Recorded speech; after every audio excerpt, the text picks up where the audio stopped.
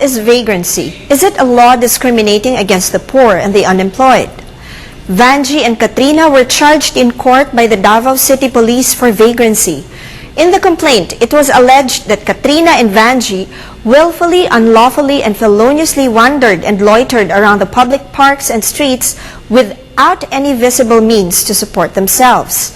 According to Katrina and Vangie, they were unfairly discriminated because they were poor and jobless. Is the law on vagrancy discriminating against poor people like them? Is their contention correct? Article 202 of the Revised Penal Code defines who vagrants are, which states, any person found loitering about public or semi-public buildings or places, or tramping or wandering about the country or the streets without visible means of support.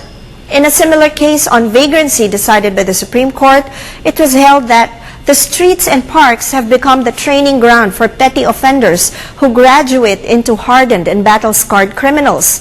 Every day, the news is rife with reports of innocent and hardworking people being robbed, swindled, harassed, or mauled, if not killed, by the source or by the scourge of the streets.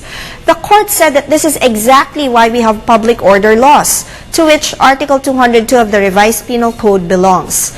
These laws were crafted to maintain minimum standards of decency, morality, and civility in human society.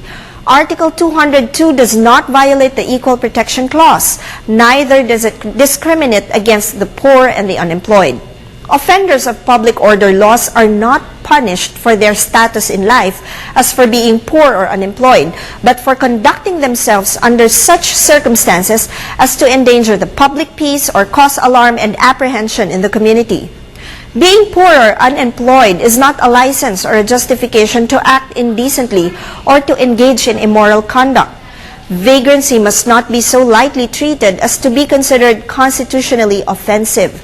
It is a public order crime which punishes persons for conducting themselves at a certain place and time which orderly society finds unusual under such conditions that are repugnant and outrageous to the common standards and norms of decency and morality in a just, civilized, and orderly society.